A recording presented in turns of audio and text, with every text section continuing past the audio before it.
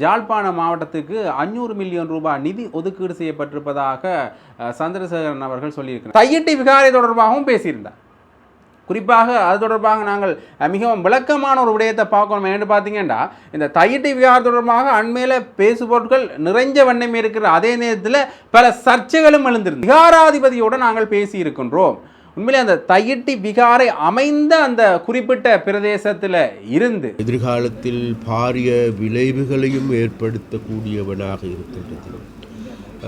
இனவாதம் மதவாதம் மேலும் தலை தூங்குமாக இருந்தால் இந்த நாடு என்ற காரியம் எல்லாத்தையும் நான் விடுவிக்கிறதுக்கு தயாராக இருக்கின்றது.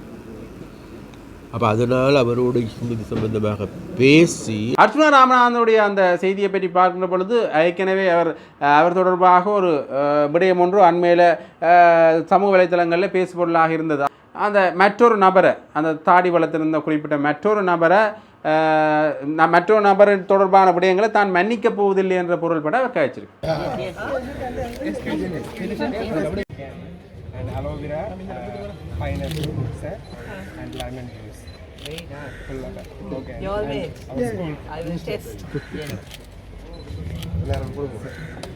Excellent. This is one of the best known schools in Sri Lanka with a long history, long tradition, and a school that we must all be proud of, and a school that we need to protect, nourish and take forward to the next century.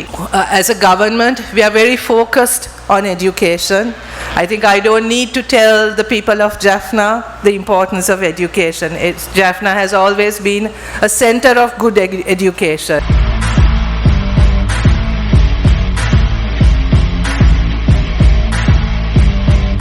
ஜெஃப்னாபடியன் சொந்தங்களுக்கு வணக்கம். இன்றைய தினம் பல செய்திகள் வெளியாக இருக்கின்ற சூழ்நிலையில் மிக முக்கியமான செய்திகளோடு நான் உங்களை சந்திக்க வந்திருக்கேன். அந்த வகையில் முதலாவது முக்கியமான செய்தியாக நாங்கள் என்ன விடயத்தை பார்க்கணும்னா, இந்த ஜாழ்ப்பாண மாவட்டத்துக்கு 500 மில்லியன் ரூபாய் நிதி ஒதுக்கீடு செய்யப்பட்டிருப்பதாக சந்திரசேகரன் அவர்கள் சொல்லியிருக்கிறார். அமைச்சர் அவர்கள் கூறுகின்ற பொழுது பல விடயங்கள் அதில் குறிப்பிட்டிருக்கிறார். அதாவது இந்த 500 மில்லியன் ரூபாய் நிதி ஒதுக்கீடு தொடர்பான முன்மொழிவுகளில் கைச்சாத்திடப்பட்டிருக்கின்றது. உண்மையிலேயே இது தொடர்பான விடயங்கள், இந்த நிதி யாழ் மாவட்ட அபிவிருத்திக்காக செலவிடப்படும் என்றும் அவர் சொல்லியிருக்கின்றார். இது தொடர்பாக அவர் பேசுகின்ற பொழுது இந்த நிதிகள் ஒழுங்கான முறையில் இந்த அபிவிருத்தி பணிகளுக்கு செலவிடப்பட வேண்டும், அது மட்டும் இல்லாமல் இந்த அபிவிருத்தி பணிகளும் கண்காணிக்கப்படும் என்ற பொருள்பட அவர் காய்ச்சிருக்கிறார். அதற்கு பிறகான சூழ்நிலையில் இந்த பிரதேச ஒருங்கிணைப்பு குழு இப்போ செயற்படாமல் இருக்கிற காரணத்தினால நாங்கள் இந்த நிதியை மாவட்ட ஒருங்கிணைப்பு குழுக்கள் ஊடாக செய்யலாம். அதாவது 56 மில்லியன் ரூபாய் நிதி மாவட்ட ஒருங்கிணைப்புகள் ஊடாக செய்யலாம் என்கின்ற பொருள்பட அவர் ஒரு யோசனையை சொன்ன இடத்துல அதற்கு பாராளுமன்ற உறுப்பினர் கஜேந்திரகுமார் அவர்கள் எதிர்ப்பு தெரிவித்து இந்த 56 மில்லியன் ரூபாவையும் நீங்கள் மாவட்ட ஒருங்கிணைப்பு குழு கூடாக செய்ய வேண்டிய அவசியம் இல்லை. ஏனென்றால் பிரதேச ஒருங்கிணைப்பு குழு இயங்காத பட்சத்தில் நாங்கள் அந்த நிதிகளை பாராளுமன்ற உறுப்பினர்கள் ஊடாக மக்களை கொஞ்சம் சென்றடைய செய்யலாம் என்கிற கருத்தையும் அவர் சொல்லியிருந்தார். ஆகவே இப்படியான பல விடயங்கள் அந்த இடத்துல வாதிடப்பட்டிருக்கின்றது. அது மட்டும் இல்லாமல் குறிப்பாக ஜாழ் மாவட்டத்துக்கென்று 500 மில்லியன் ரூபாய் நிதி அபிவிருத்தி பணிகளாக செலவிடுவதற்கான முன்மொழிகள் கைச்சாத்தப்பட்டிருக்கின்ற அதே நேரத்தில் இந்த 56 மில்லியன் ரூபாவையும் அவர் மாவட்ட ஒருங்கிணைப்பு குழுக்கள் ஊடாக இந்த மக்களுக்கு இந்த அபிவிருத்தி நிதியை கொண்டு செல்லாமல் என்று அவர் சொல்கின்ற இடத்துல அதற்கு கஜேந்திரகுமார் பொன்னம்பலம் அவர்கள் இல்லை, இதை பாராளுமன்ற உறுப்பினர்களூடாகவும் கொண்டு செல்லலாம் என்று சொல்லியிருக்கிறார். அதற்கு பிறகான காலப்பகுதியில் அண்மையில் சந்திரசேகரன் அவர்கள் கூறுகின்ற பொழுது இந்த தையிட்டி விகாரை தொடர்பாகவும் பேசியிருந்தார். குறிப்பாக அது தொடர்பாக நாங்கள் மிகவும் விளக்கமான ஒரு விடயத்தை பார்க்கணும். என்று பார்த்தீங்கன்னா, இந்த தையிட்டி விகாரம் தொடர்பாக அண்மையில் பேசுபொருட்கள் நிறைஞ்ச வண்ணம் இருக்கிற அதே நேரத்தில் பல சர்ச்சைகளும் எழுந்திருந்தன. உதாரணமாக இந்த கஜேந்திரகுமார் பொன்னம்பலம் அவர்கள் இந்த துண்டு பிரசுரத்தில் இருந்து அவருக்கு வழக்கு போடப்பட்டதிலிருந்து இப்போ அவருடைய வழக்கிலிருந்து அவர் பிணையில் விடுவிக்கப்பட்டிருக்கிற வரைக்குமே இற்றை வரைக்குமே நடந்த விடயம். இதில் சந்திரசேகரம் அவர்கள் ஒரு விடயத்தை சொல்கிறார். என்று பார்த்தீங்கன்னா, இந்த தையிட்டி விகாரம் தொடர்பாக அந்த விகாராதிபதியோடு நாங்கள் பேசியிருக்கின்றோம். உண்மையிலே அந்த தையிட்டி விகாரை அமைந்த அந்த குறிப்பிட்ட பிரதேசத்தில் இருந்து, அதாவது அந்த குறிப்பிட்ட பிரதேசத்தில் இருக்கிற அந்த சூழ உள்ள பகுதியில் மக்களுக்கு அளிப்பதற்கு அவர்கள் ஒப்புதல் வழங்கியிருக்கின்றார்கள்.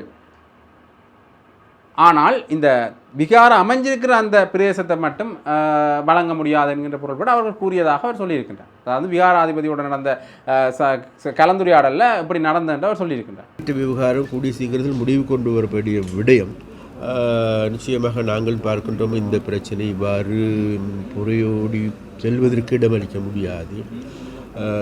இது எதிர்காலத்தில் பாரிய விளைவுகளையும் ஏற்படுத்தக்கூடியவனாக இருக்கின்றது.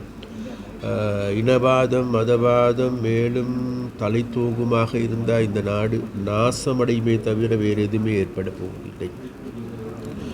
ஒரு புறத்தில் இனவாத அடிப்படையில் இவ்வாறான பிரச்சனைகள் உக்குரமடைகின்ற பொழுது மறுபுறம் அதன் கீழ் அதே பிரச்சனையை பயன்படுத்தி சூடேறுவதை எங்களால் காணக்கூடியதாக இருக்கின்றது. அதனால் இப்பொழுது மீண்டும் உறக்கத்தில் இருந்த இனவாத மதவாதிகள் மீண்டும் தலை தூக்கியிருப்பதை காணக்கூடியதாக இருக்கிறது. அதனால் எங்களுடைய அரசாங்கம் என்ற வகையில் நிச்சயமாக இந்த பிரச்சனையை மீண்டும் ஒரு அழிவை நோக்கி செல்லுகின்ற முரண்பாடுகளை நோக்கி செல்லுகின்ற தமிழ் சிங்கள மக்கள் மத்தியில் வருகின்ற உறவுகளுக்கு பங்கம் ஏற்படுத்துகின்ற பாதிப்புகளை ஏற்படுத்துகின்ற நிலைமைகளில் இருந்து மக்களை மீட்டெடுக்க வேண்டிய மக்களை புரிதலுக்கு கொண்டு வர வேண்டிய தேவை இருக்கின்றது. அந்த அடிப்படையில் எதிர்வரும் நாட்களில் இதில் பாதிக்கப்பட்ட மக்களோடும் அதே நேரத்தில் அந்த பிரதேசத்தில் இருக்கின்ற இதற்குரியவர்கள் அங்கே இருக்கின்ற மத தலைவர்கள் சிவில் அமைப்புகள் அனைவரோடும் பேசி உண்மையிலேயே இதற்கான நல்லதொரு குழுவையும் அமைத்துக் கொண்டு இதற்கு சாத்தியமான தீர்வு என்ன என்பது தொடர்பாக கலந்துரையாடுவதற்கும் அவைகளை பெற்றுக் கொடுப்பதற்கும் ஆன வேலைகளை முன்னெடுப்பதற்கும் நாங்கள் தீர்மானிக்கிறோம். அதிபதிகளுடன் கலைத்து ஒரு இணக்கப்பாட்டுக்கு வரலான்னு சொல்லியிருக்கிறேன். அப்போ மக்கள் கோருகிறார்கள் தங்களது முதற்கட்டமாகவேனும் கொடுத்த விகாரைக்கு சிறியளவான நிலப்பரப்பை விட்டு வைத்துக்கொண்டு நிதி விடுவிக்க சொல்லி கோருகிறோம் தானே. அவ்வாறான ஒரு சூழ்நிலை நிச்சயமாக என்கிட்ட இதில் ஒரு உண்மை இருக்கின்றது. விகாராதிபதியும் கூட சொல்லுகின்றார்கள், தான் விகாரைக்கு உரிய காணியை மட்டும் தாருங்கள், மற்ற காணி எல்லாத்தையும் நான் விடுவிக்கிறதுக்கு தயாராக இருக்கின்றேன். அப்போ அதனால் அவரோடு இது சம்பந்தமாக பேசி அதே நேரத்தில் அந்த காணி உரிமையாளர்களுடன் பேசி இதற்கான ஒரு சுமூகமான தீர்வு தான் இப்பொழுது யாழ் மக்கள் எதிர்பார்க்கின்றதை தவிர இது முரண்பாடாக ஏற்படுத்தி மீண்டும் ஒரு மூட்படைகின்ற பிரச்சனையாக மாறக்கூடாது என்பது யாழ் மக்களுடைய விருப்பம். அப்போ அந்த மக்களுடைய அபிலாசைகளை பூர்த்தி செய்கின்ற வேலைகளையே நாங்கள் முன்னெடுக்கிறது. இந்த மாற்றுக்காணிகள் தொடர்பாக பேசுகின்ற பொழுது ஆளுநரிலிருந்து எம்பிக்கள் வரைக்குமே இந்த மாற்றுக்காணிகளை கொடுப்பதற்கு மக்கள் இணங்கி விட்டார்கள் என்று பேசியிருந்தார்கள்.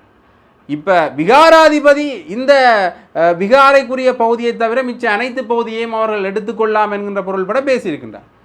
இதற்கு முதல் மகாசங்கத்தினர் பேசுகின்ற பொழுது, அதாவது பிக்குவல் மகாசங்கத்தினர் பேசுகின்ற பொழுது அவர்கள் என்ன விடத்தை சொல்லியிருந்தாங்கன்னா, இன்னுமே எங்களுக்கு இது தொடர்பான காணி தேவை, நாங்கள் மடாலயங்களையும் ஓய்வு விடுதிகளையும் அன்னதான மடங்களையும் அமைப்பதற்கு எங்களுக்கு இன்னுமே காணி தேவை அதில் என்று அவர்கள் சொல்லியிருந்தார். ஆக உண்மையிலேயே இந்த தையிட்டி விகாரை தொடர்பான விடயம் முன்னுக்கு பின் முரணான கருத்துக்களால் நிரம்பி இருக்கிறத பார்க்கக்கூடிய மாதிரியே இருக்குது. என்ற ஒரு தெளிவான விடயம் இல்லை. ஒன்று ஒரு காலகட்டத்தில் மக்கள் தங்களுடைய போராட்டம் செய்கின்ற பொழுது அதில் ஒரு தெளிவு இருக்கு என்று பார்த்தீங்கன்னா, அவர்கள் தங்களுக்கு மாற்று காணிகள் வேணாம் என்றதை உறுதியாக சொல்லியிருக்கின்றார். தங்களுக்கு தங்களுடைய காணி தான் வேணும் என்று. ஆனால் அரசாங்க தரப்பிலே இருந்து வருகின்ற பொழுது அவர்களுக்கு மாற்றுக்காணி வழங்கப்படும் என்று கூறியிருக்கின்றார்கள். பிறகு சந்திரசேகரம் அவர்கள் இப்போ விகாராதிபதியோடு தொடர்ந்த இந்த தீர்மானத்தின் அடிப்படையில் அவர்களுக்கு அந்த விகாரைக்குரிய காணியை தவிர, விகாரை என்ற அந்த பௌதீக கட்டிடம் அமைந்துள்ள காணியை தவிர ஏனைய காணிகளை மக்களுக்கு பிரித்து வழங்கலாம் என்கின்ற பொருள்பட அவர்கள் சொல்லியிருந்தார்கள். ஆகவே இப்படியாக இந்த தையிட்டி விகாரை உண்மையிலேயே ஒரு மர்மமான அல்லது முடிவுகள் எட்டப்படாத ஒரு விடயமாகவே நீண்டு செல்வதை காணக்கூடியதாக இருக்கின்றது. இதில் அரசியல்வாதிகளுக்கு எந்த ஒரு பிரச்சனையும் இல்லை. ஆனால் இப்போ இதில் பாதிக்கப்படுற போது யார் என்றால் அந்த காணி உரிமையாளர்கள் தான். உண்மையிலேயே இவர்களுடைய அரசியலுக்காக மக்களை பயன்படுத்துகிற ஒரு சூழ்நிலையும் இருக்கின்றது என்கின்ற ஒரு விமர்சனம் இப்போ சமூக வலைத்தளங்களில் வந்த வண்ணமே இருக்கின்றன. அந்த வகையில் இந்த விடயம் தொடர்பாக, இந்த தையிட்டி விகாரை தொடர்பாக இன்னுமே எந்த ஒரு முடிவுகளும் எட்டப்படாத சூழ்நிலை தான் இருக்குது. அடுத்ததாக இன்னொரு முக்கியமான விடயத்தையும் நாங்கள் பார்க்கணும். என்னென்னு பார்த்தீங்கன்னா, அர்ச்சுனா ராமநாதன் தொடர்பாக அர்ச்சுனா ராமநாதனுடைய அந்த செய்தியை பற்றி பார்க்கின்ற பொழுது ஏற்கனவே அவர் தொடர்பாக ஒரு விடயம் ஒன்று அண்மையில் சமூக வலைத்தளங்களில் பேசுபொருளாக இருந்தது. அந்த சிசிடிவி காணொலி கூட வெளியாக இருந்தது. அதாவது இவர் ஒரு தனியார் விடுதி ஒன்றில் ஒரு குறிப்பிட்ட நபரை இவர் தட்டால் அடித்து அவர் காயமுற்று வைத்தியசாலையில் அனுமதிக்கப்பட்டிருந்தார். அவர் அர்ச்சுனா ராமநாதன் தொடர்பாக பேசுகின்ற பொழுது போலீஸ் நிலையத்தில் எங்களுக்கு இருவருக்குமான ஒரு சமாதானம் எட்டப்பட்டிருக்கின்றது. ஆக இனி இது தொடர்பான பிரச்சனைகள் எதுவும் வராது. இரண்டா இது திட்டமிட்டு இப்போ வரைக்குமே திட்டமிட்டு எந்த விடயங்களும் நடக்கலை. இனி நடக்கலாம் நடக்காத அது வேறு விஷயம். ஆனால் இப்போ வரைக்குமே திட்டமிட்டு எந்த விடயங்கள் நடக்கப்படையில. அந்த வகையில் இந்த விடயம் தொடர்பாக நாங்கள் சமாதானத்தை எட்டியிருக்கிறோம். ஆனால் அந்த மற்றொரு நபரை, அந்த தாடி வளர்த்திருந்த குறிப்பிட்ட மற்றொரு நபர் தொடர்பான விடயங்களை தான் மன்னிக்கப் போவதில்லை என்ற பொருள்பட அவர் கழிச்சிருக்கு. இப்படியாக அர்ச்சுனா ராமநாதன் தொடர்பான விடயம் இப்படியாக இருக்கிற அதே சூழ்நிலையில் இன்னொரு முக்கியமான விடயம் இப்போ பூதாகரமாக வடிச்சிருக்கேன்னு பார்த்தீங்கன்னா US 8 நிதி தொடர்பானது.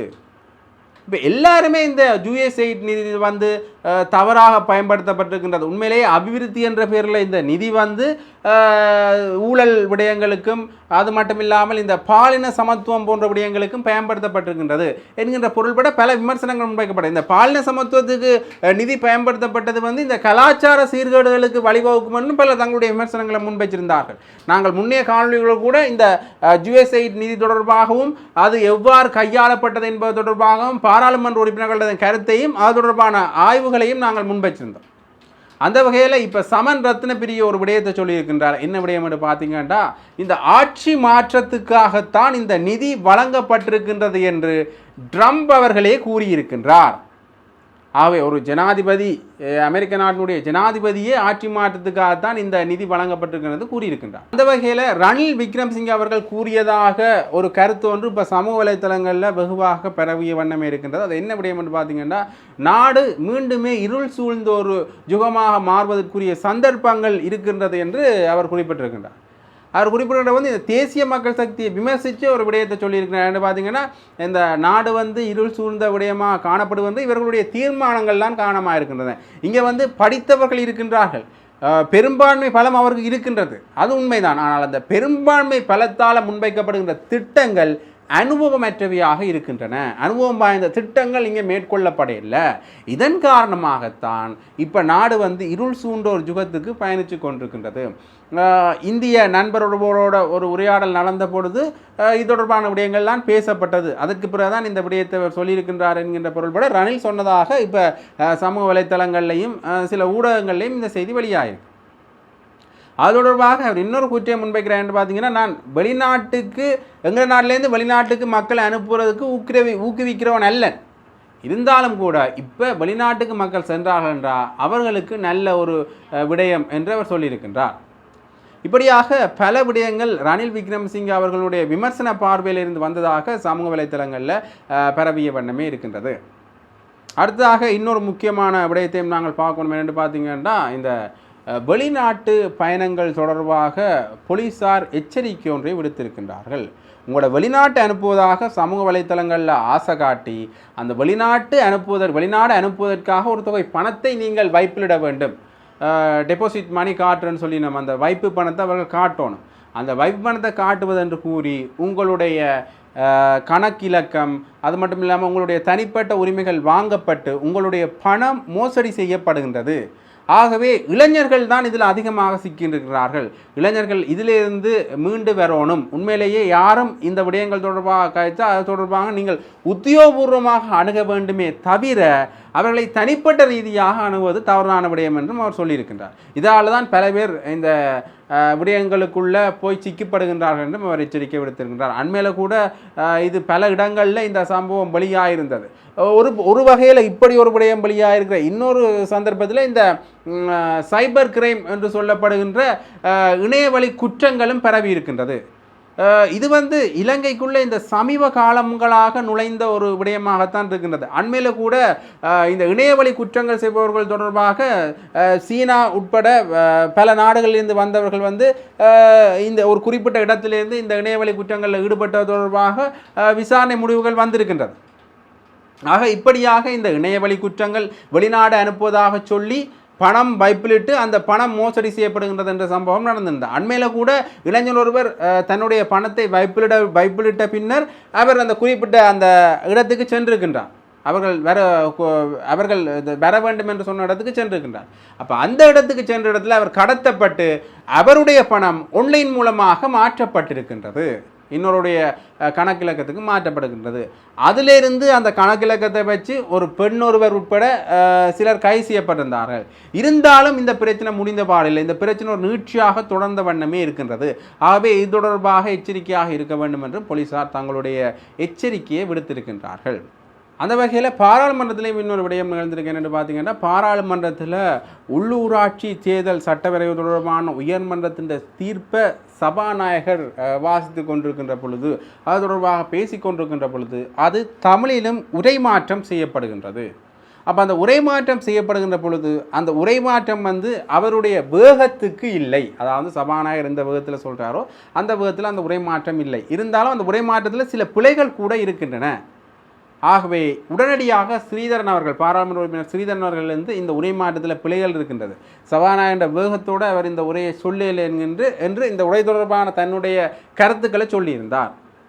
அதன் பிறகு இந்த உரை மாற்றம் தொடர்பாக சபாநாயகர் முன்னர் இந்த உரை மாற்றத்தை வழங்க முடியாது என்று மறுத்திருந்தாலும் கூட பின்னர் அவர் ஸ்ரீதரன் அவர்களுடைய கருத்துக்கிணங்க இது தொடர்பான தமிழ் மொழிபெயர்ப்பை உங்களுக்கு தருகின்றோம் என்றும் அவர் சொல்லியிருந்தார். இப்படியாக இந்த ஸ்ரீதரன் அவர்கள் காய்த்த விடயம் ஒரு குறிப்பிட்ட நேரத்துக்கு பாராளுமன்றத்தில் சில அதிர்வலைகளை ஏற்படுத்தி இருந்தது. அடுத்ததாக இன்னொரு முக்கியமான விடயத்தை நாங்கள் பார்க்கணும் என்று பார்த்தீங்கன்னா, இன்றைய தினம் பிரதமர் ஹருணி அமரசூரிய அவர்கள் ஜாழ்ப்பாணத்துக்கு வருகை தந்திருக்கின்றார். ஏற்கனவே நாங்கள் சொல்லியிருந்தாங்கள் நேற்று அவர் ஜாழ்ப்பாணத்துக்கு வருகை தந்து பல இடங்களுக்கும் செல்ல இருக்கின்றார் என்று. அதில் முதலிடமாக இந்து கல்லூரிக்கு அவர் சென்றிருக்கின்றார். இந்து கல்லூரி மாணவர்கள் அவரை வெகுவாக வரவேற்றிருக்கின்ற அதே நேரத்தில் அவர்களுடைய செயற்பாடுகள் தொடர்பாக ஹருணி அமரசூரிய அவர்கள் தன்னுடைய பாராட்டுக்களையும் தெரிவித்திருக்கின்றார். அது மட்டும் இல்லாமல் இவர் நாளைய தினம் கிளிநொச்சி, முல்லைத்தீவு போன்ற மாவட்டங்களுக்கு செல்ல இருக்கின்றார். ஏற்கனவே அவர் முல்லைத்தீவுக்கு வருகின்ற பொழுது எந்த மாதிரியான ஒரு எளிமையான முறையில் வந்தாரோ அதே மாதிரியான ஒரு எளிமையான பாணியில் தான் இப்பையும் ஹருணி அமரசூரிய அவர்கள் வந்திருக்கின்றார். ஆகவே இந்த விடயம் மக்கள் மத்தியில் ஒரு நல்ல ஒரு பாராட்டை தெரிவிச்சிருக்கிறார். அதே நேரத்தில் அவர் உடனடியாக தமிழ் மாணவர்களை பாராட்டினதும் மக்கள் மத்தியில் ஒரு மகிழ்ச்சியையும் ஏற்படுத்தி இருக்கின்றது. அது தொடர்பான காணொலியையும் நான் அதோடு நினைக்கிறேன், பார்த்துக்கொள்ளுங்கள்.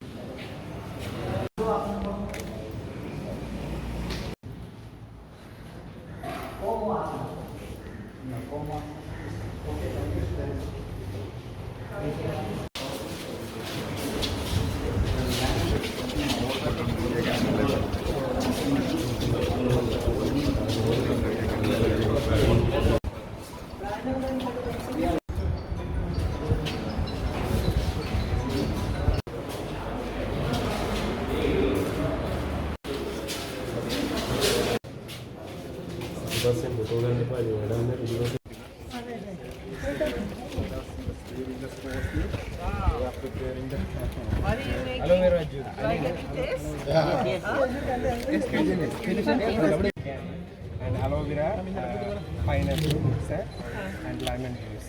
Very nice. Okay. You all made? Yes. I will test. Excellent. Very nice. Thank you, ma'am. Thank you. And then how do you prepare this one? Just explain.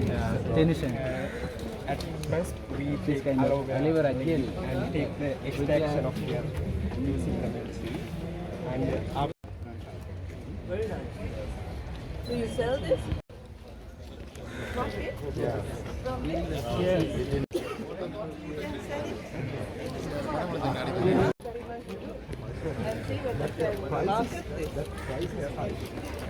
You don't like more gel.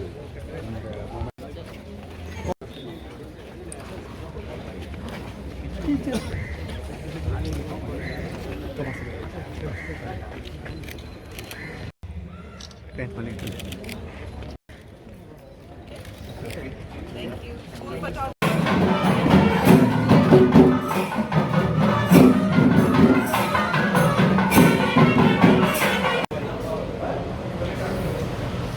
morning, everybody. We dreamed of having a team has come through. We warmly welcome our simple and educated Prime Minister. Your visit made this occasion even more special. From 2016, I truly regret not having had the opportunity. Only decisions, but exemplary leaders. Complacent achieved.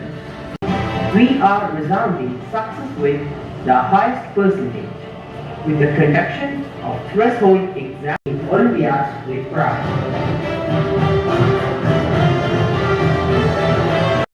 For the future leaders to lead the society in a glorious way. The ineffable uniqueness that we respect, I sincerely invite Honorable Minister Ramlingam Chandrasekaran to accept. First of all, it gives me great pleasure to be here today in front of you and be able to speak a few words. I'm very grateful for this opportunity. This is one of the best known schools in Sri Lanka with a long history, long tradition, and a school that we must all be proud of, and a school that we need to protect, nourish, and take forward to the next century. So it's really good to see all the initiatives that you have undertaken. It's a very impressive documentary. I think our secretary must have noted the transparency with their financial dealings, which I think could serve as a model for other schools as well. That's a great initiative, I think, that you have undertaken, and I congratulate you for it. As you know, as a government, we are very focused on education. I think I don't need to tell the people of Jaffna the importance of education. Jaffna has always been a center of good education. But we need to make sure that this culture is not just that we are not just speaking about our past glories, but that we now invest in the future as well. Once again, we need to make sure that education becomes a priority in our society, and that we invest in good education, and this is the intention of our government. With that in mind, we are planning substantial reforms to the education system. The principal talked about the fact that tuition is becoming a burden. As you all know, the tuition industry developed because of the failure of our education system. So if we want to reduce tuition, what we need to do is make sure that every child has access to an excellent education system within the school. Then that is the only way that we can reduce the reliance that students today have on education, on tuition. We want to make sure that our education system does not let any child drop out of school, that we leave no child behind. Our dream is not only for the students of Jaffna Hindu College, but every child in our country to benefit from a high quality education system. This is our goal, to make sure that every child has access to a high quality education system and that no child is left behind. I look forward to discussing with you and others in the Northern Province our plans for this education reform. I know that you will partner with us in making sure that these reforms become a reality. I look forward to more discussions with you. I also want to make sure that students in schools such as Jaffna Hindu College, which I think to get into this school is a privilege, but with that privilege comes responsibility, and that responsibility is to be transformative leaders in this society. It's not just about individual development and growth, but also what you can contribute to society. We want through education to be able to produce citizens who are ethical, who are socially responsible, and who are leaders for this country. And I hope one day that we can look back and celebrate a leader that emerges from this school, from this part of the country as well. So thank you very much. I thank you once again for this opportunity that was given to me, and I look forward to working with you in implementing the education reforms that our country has, that our government has planned for this country and for the future of our children. Thank you so much.